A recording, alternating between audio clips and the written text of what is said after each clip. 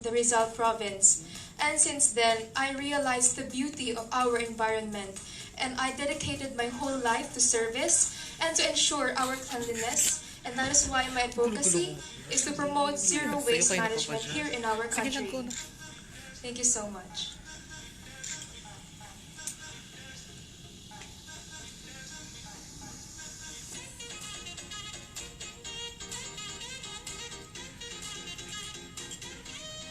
Now there we have it, Miss Mariel Prion, the Miss Teen Glam Philippines 2019, representing the country Philippines on the upcoming Little and Teen Glam International 2020 in the Miss Teen category.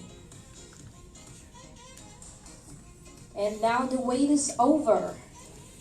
Let us proceed to the media forum.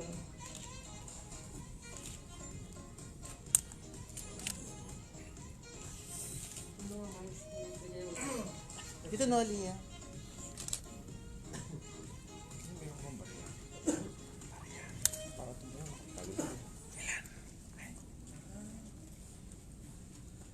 Hello, good evening. I'm Noli Prion for OPM Worldwide. First of all, congratulations for Thank you. kahit nung May pa, congratulations Thank you. for winning the Miss Teen Glam Philippines. Is that right? Yes, that's correct. So since you was crowned as the winner, as the top winner, no? So from that date up to now, so what I mean aside from your schooling and other. So after my coronation, I went to my hometown, which is in Libon, Albay. I had a courtesy call at the mayor's office, and I was also a special guest during the Mr. and Miss Libon coronation night. I was with fellow beauty queens like Miss Francia Papalayderos, who joined Pinipining Pilipinas just this year. And I was also with Miss Charmaine Magdasok, our newly crowned Miss Fashion World 2019. And after that event, I also had a courtesy visit at my alma mater, San Beda University Rizal campus. I had a homecoming speech, and I was able to inspire so many students there. And I'm very happy that I get to meet them again. My teachers, the administrators, they're all very welcoming. And after that, I became a guest judge for Miss Glamour Look Philippines. Also a special guest during the Mrs. Glamour Look of the Year International. And just recently, I became a guest judge for Mr. and Miss Antonian at the School of St. Anthony at Quezon City.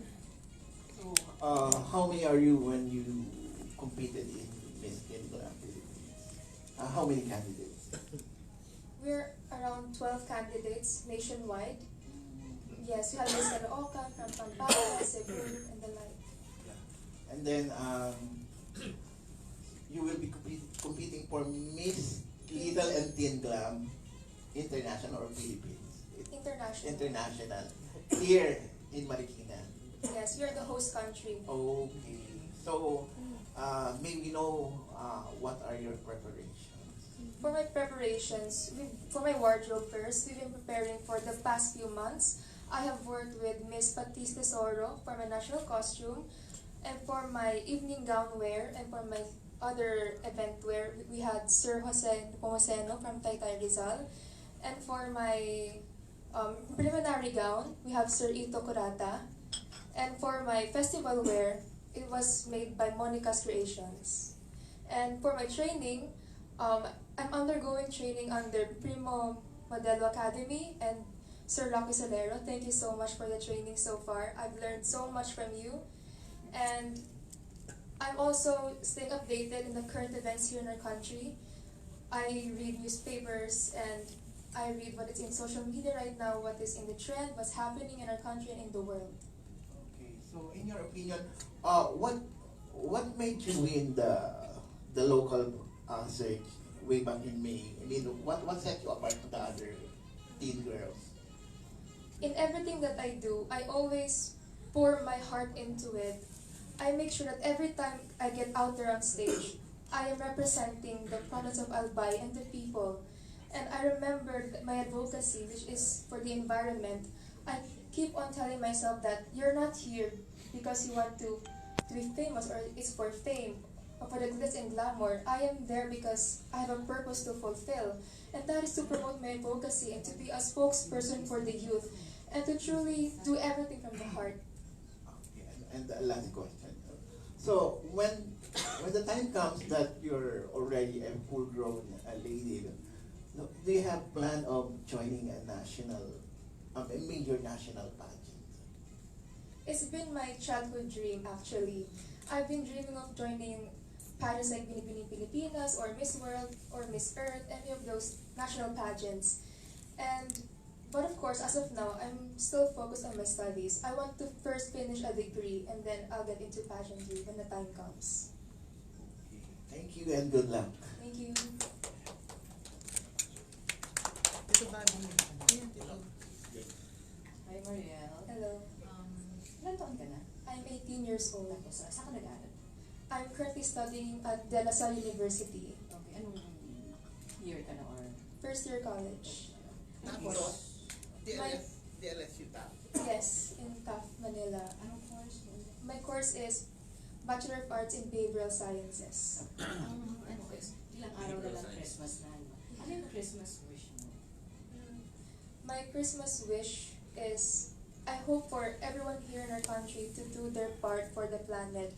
I really want all of us to get engaged, for the different social issues in our country. I hope that the people of today won't turn a blind eye towards any issue that they come across. And so that our world will become a better place, not only for us, but also for the next generation. Para sa sarili mo. My Christmas wish for myself is to be able to represent our country well in the upcoming international competition, since it is my first time and it's also a dream of mine to happen. Okay, good luck here. Thank you. Hi, girl. Hello. Oo. Kumusta na? Oh, pa-check mo siya sa Facebook eh. So, naloka ko siya pala yun. Siya pala yung i-press ko natin. Anyway, saan nagagaling yung urge mo to become a beauty queen? Tell me about how much your life has changed after you won mo na yung Miss Teen Glam Philippines. Ano ba yung nabago after mong manalo as Miss Teen Glam Philippines? As for my drive or my motivation as to why I want to become a beauty queen, well, first it began ever since I was a kid. Noong bata ako kasi ang dami ko nakikita mga beauty queens, they seem so confident and so sure of themselves. And whenever I watch the television, I would see them like walking like they know what they're doing, they're so confident. And during the question and answer portion, they are very knowledgeable of what they're saying. And that's the kind of woman I want to become someday.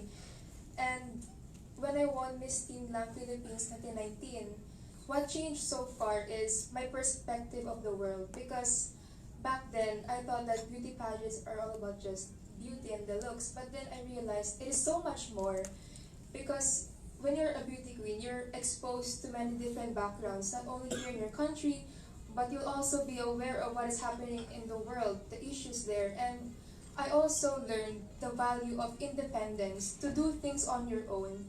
Kasi diba kapag yung mga fittings, kapag ikaw ay sasabak na sa international, lahat ng mga gagawin mo, ikaw lang mag-isa, from the hair and the makeup. And I think that is something that all girls should learn, is to become independent and to be wise in everything that you do. Alright. Let's say, nasa pageant proper na tayo. Ano ba yung gusto mong itanong sa'yo? For example, sa Q&A, current events, or personal questions?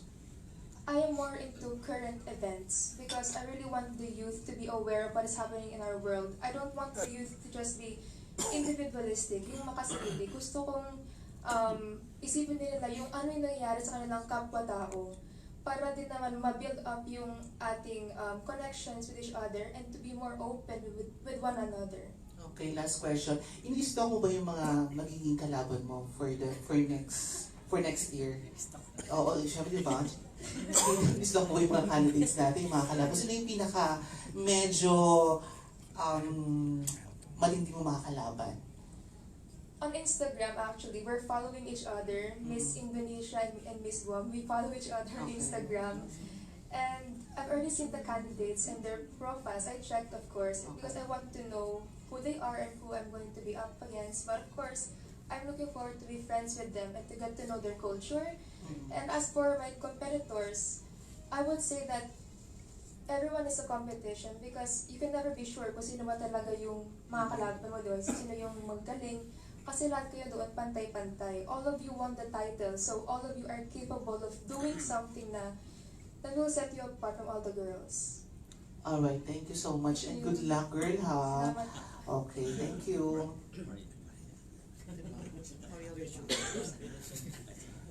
Hello, Mariel. Hi.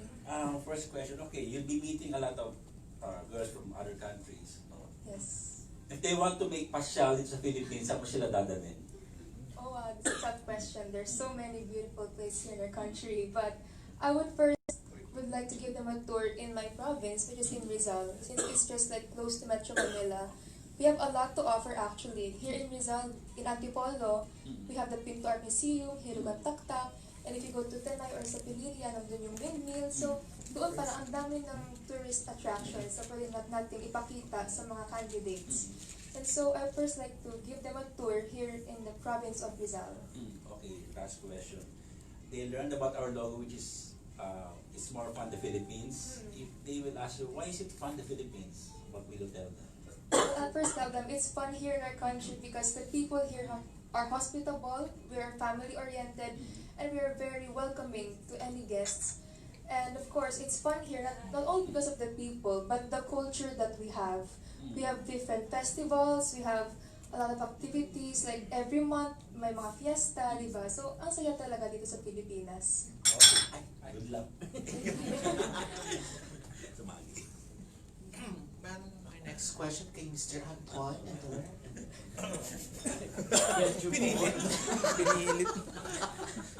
First of all, good luck and then congratulations for winning Miss Teen Glam Philippines.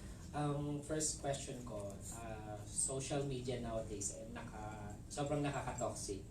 Yes. So halos lahat ng teens, kumbaga nauubos yung oras nila sa laro online, ML, True. So anong advice mo from as a teen, anong advice mo sa mga kabataan ngayon na naubos yung oras nila sa online? Social media. To all those who are engaged in social media, like you mentioned that they're into the Mobile Legends or any online games, my advice for you is to try other activities that you're interested in. Like for example, singing, you enjoy dancing, you dive more into that. You develop your skills. Don't just stick around in social media. Don't just like scroll through your Facebook feed or your Twitter and Instagram because there's more to life than just the internet. Explore the world, explore everything around you, get to know your friends in person, meet them at cafes or at malls, bond, and also have fun with your parents, communicate. You can set out like mga mini vacations, you can go to parks, there's really more to life than just social media. You have to realize that our life is not just centered in social media, but it is centered in how we act upon it, how we act around the world. And so I think that the youth should be more engaged and the youth should be more open to other people, not just online but also in person.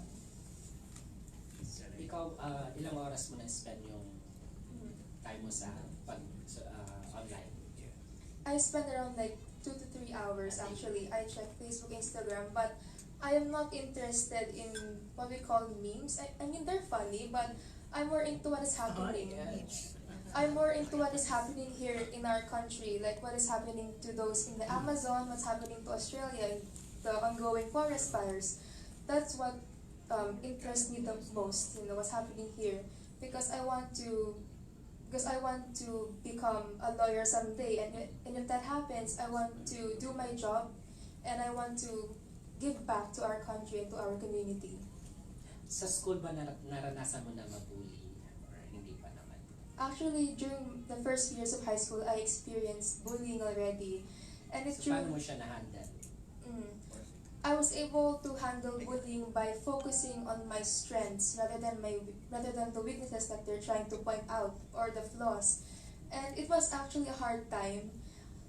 During those years, I was really at an all-time low. Talagang na-insecure ako, ang dahil kong mga doubts sa sarili ko. But then I realized that this has to stop. Kailangan, dapat meron mabago sa akin. And so that is why I engaged into modeling.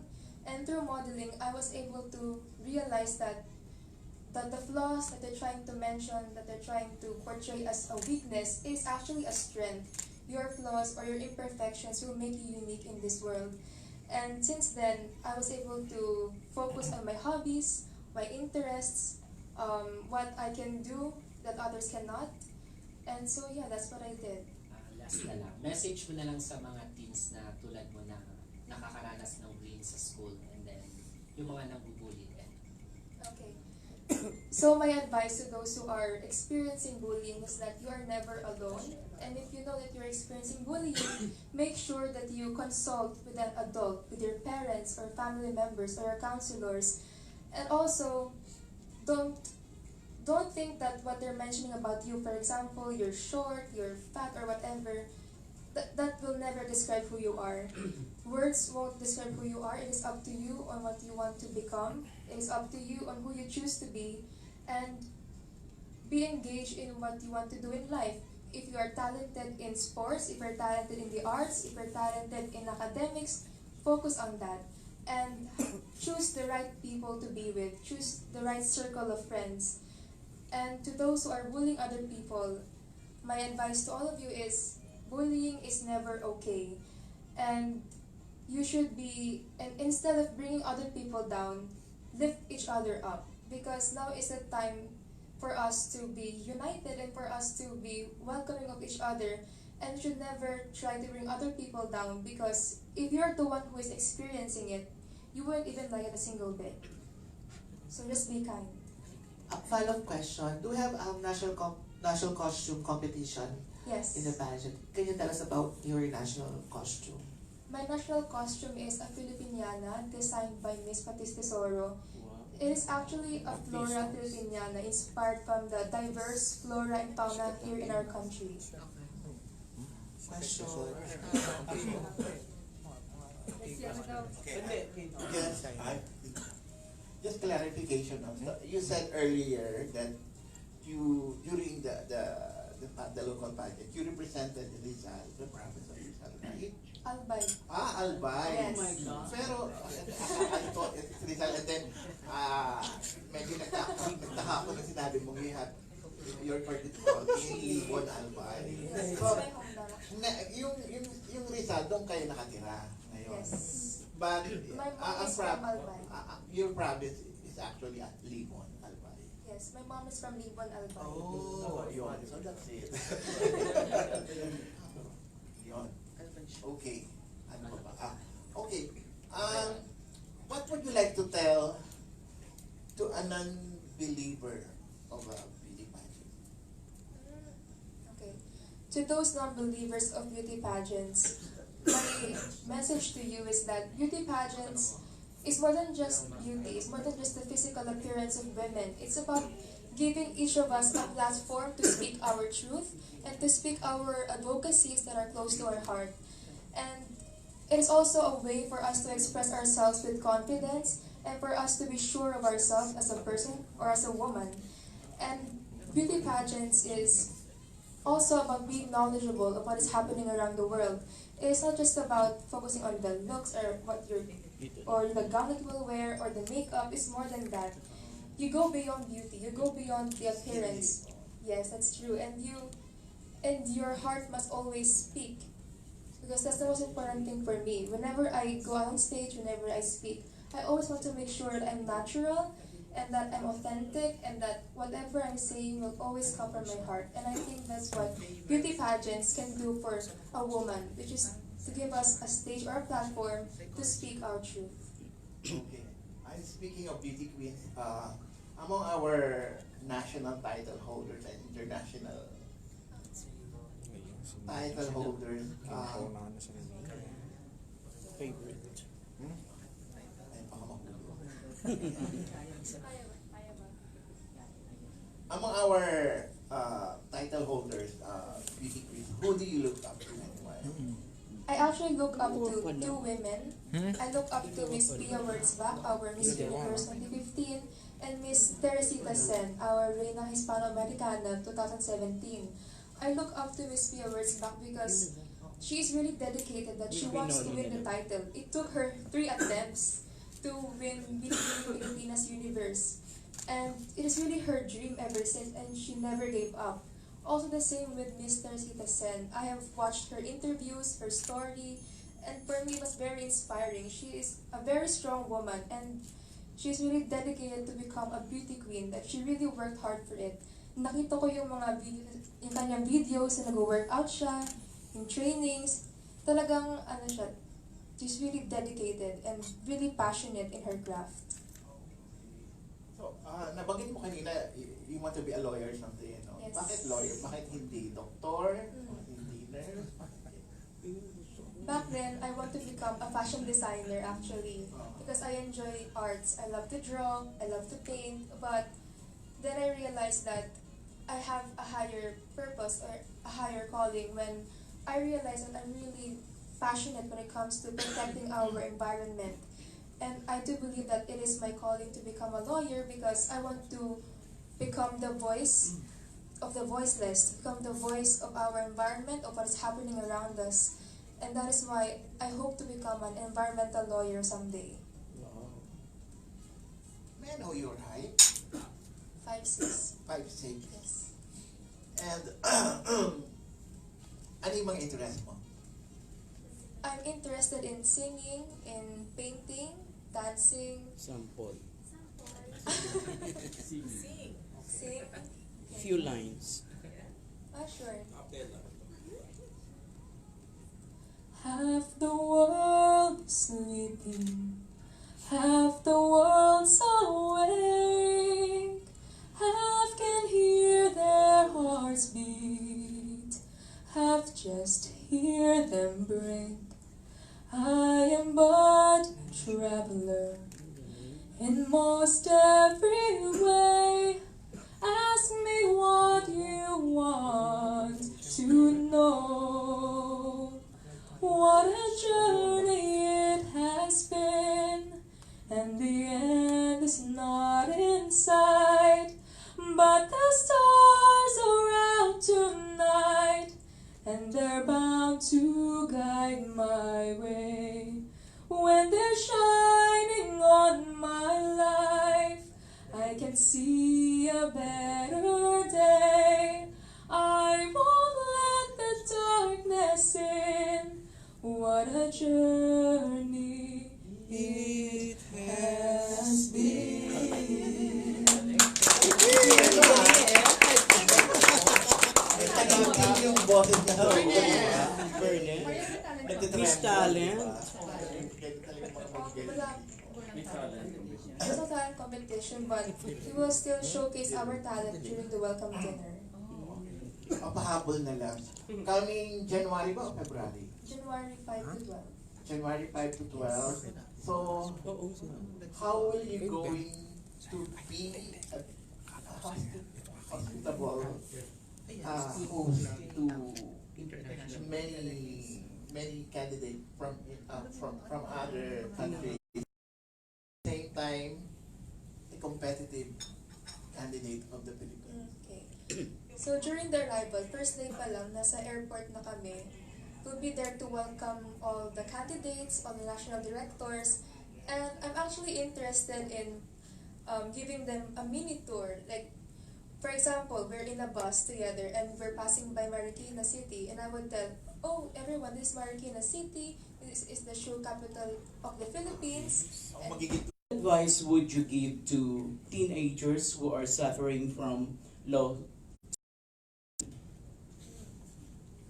my advice to teenagers Like who me. are Because I'm shy. So my advice to teenagers who are experiencing low self-esteem is to find a way to love and accept yourself first, because it is very important to have self-acceptance before you have confidence. Kasi yun ang mauuna acceptance and then self-love, and from self-love you will gain enough confidence that you need to face the world.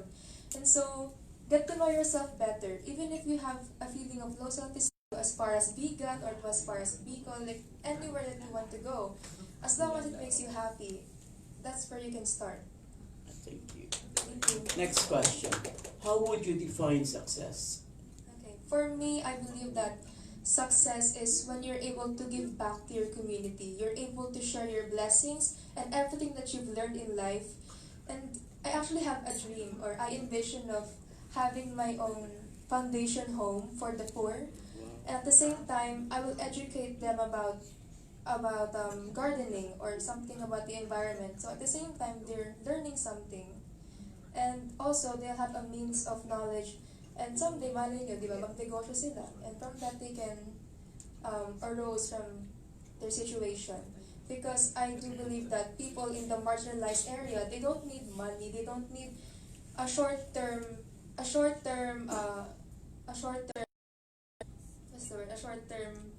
solution.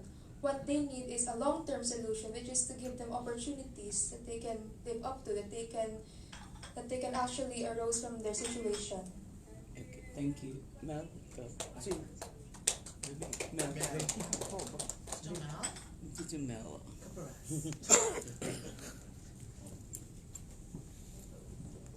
Pageant question, since ang galing mo supang. Okay. A fairy forces you to choose between being eternally beautiful, being eternally famous, being eternally rich. Which option would you choose and why? The first one is eternally beautiful, eternally famous, and eternally rich. If given the chance to have any of those three options, I would choose to become eternally rich, but I will not keep the money for myself.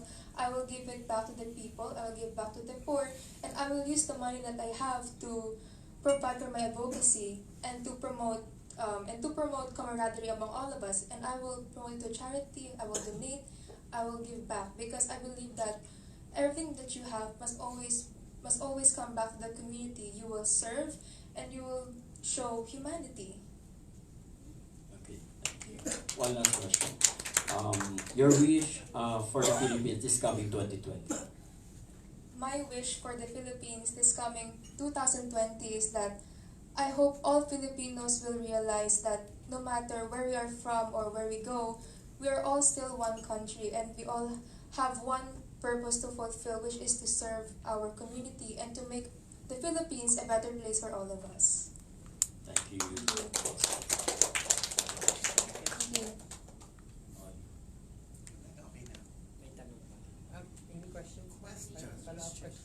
Okay lang mo magtanong ng pageant question kasi ang galing-galing mo talaga, girl. Oo, training na natin, sabot na natin. Okay, Mariel, if you could paint the world with one color, kung pipinturahan mo ang mundo ng isang kulay, anong color ito and why? If you could paint the world with one color, di ba?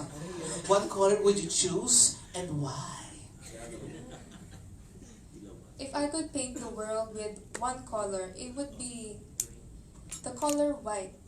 Even if it may sound plain, for me white is the symbol of simplicity and purity.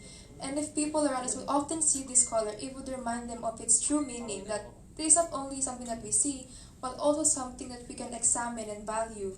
And for me, that if we realize that the color white is simplicity and purity, people will be influenced to be driven to become that kind of person.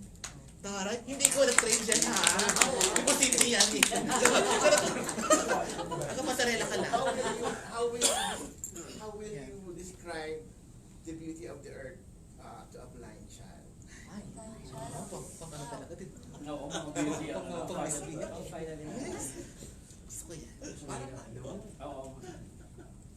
If I could describe the beauty of the world to a blind child, I would say to him or her that the world that we live in is very colorful, and the people around you are kind, nice, and very welcoming.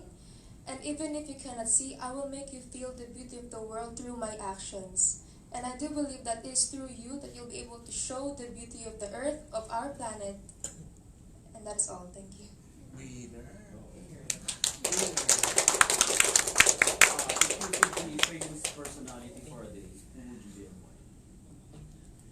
I could be a famous personality for one day, I would choose to become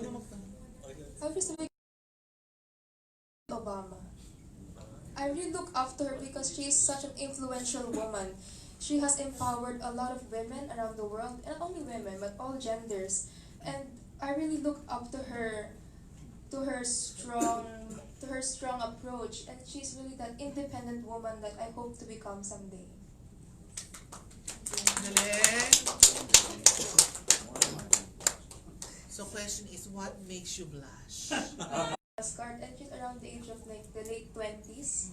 So throughout those years, she never got a card man lang, diba? So nung nalaman ko yun, it really made me happy and fulfilled that I made her smile, and I gave her a card for the first time, and that really made me blush. Talagang naramdaman ko yung na uminit yung cheeks ko doon sa nangyari. And so, yeah, that's what happened. And making other people happy, making them feel fulfilled about their lives, that makes me blush because it makes me happy. Alright. How can you make a difference?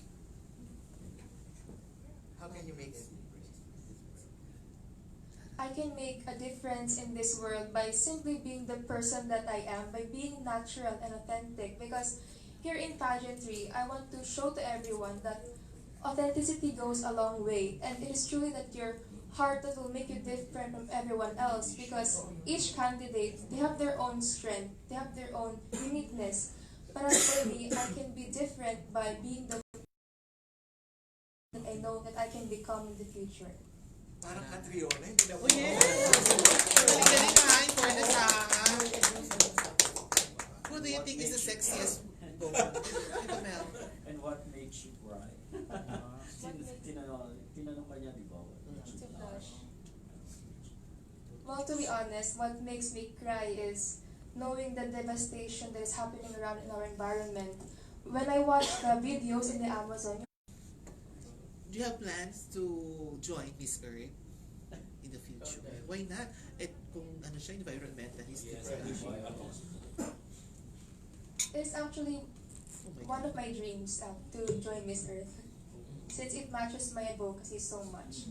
And even if it is going to be difficult or challenging, kasi diba ang daming activities, I'm willing to go for it all just to represent my advocacy that is close to my heart.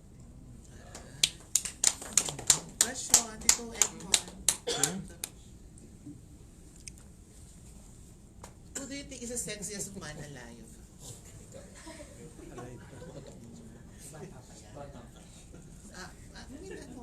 Well, for me kasi, ang definition ko for a sexy woman is more than just her body, but also about her attitude and her personality. Because even if you have the most beautiful face or the most curvaceous body, but your attitude won't match what you look like, then I do not think that she is someone who can be called sexy. Like, you have to go beyond the looks. Yes.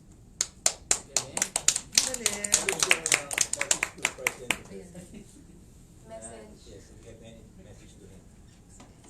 Well, my message to our president is to always have the heart to serve, and to serve our country with a purpose, and to always remember that no one should be left behind, that all of us should be included in the development of our country.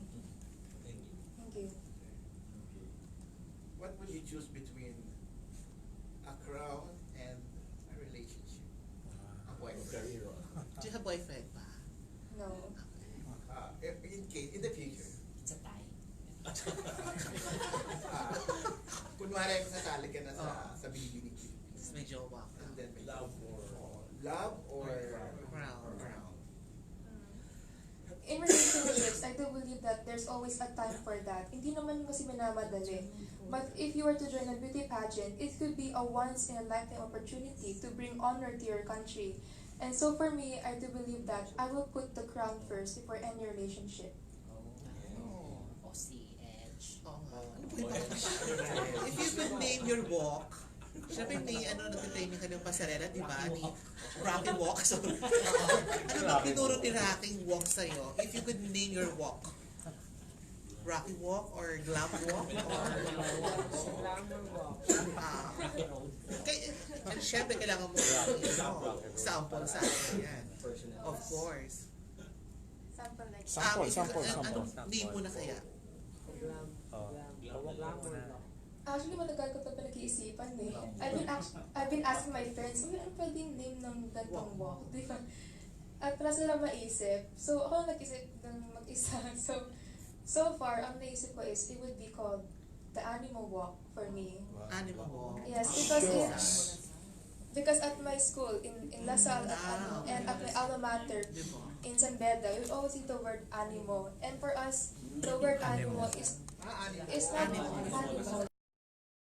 And based on experience kasi, during the NCAA games in my previous school in San Beda, we always say the word animal the basketball player. So, naisip ko, why not use this word naman to my walk so that whenever I come out on stage, not only am I empowering myself, but also the people around me. San Beda ka nag-high school? Yes. Okay. Bakit mo naman sa Show us your animal walk. For college. First year. First year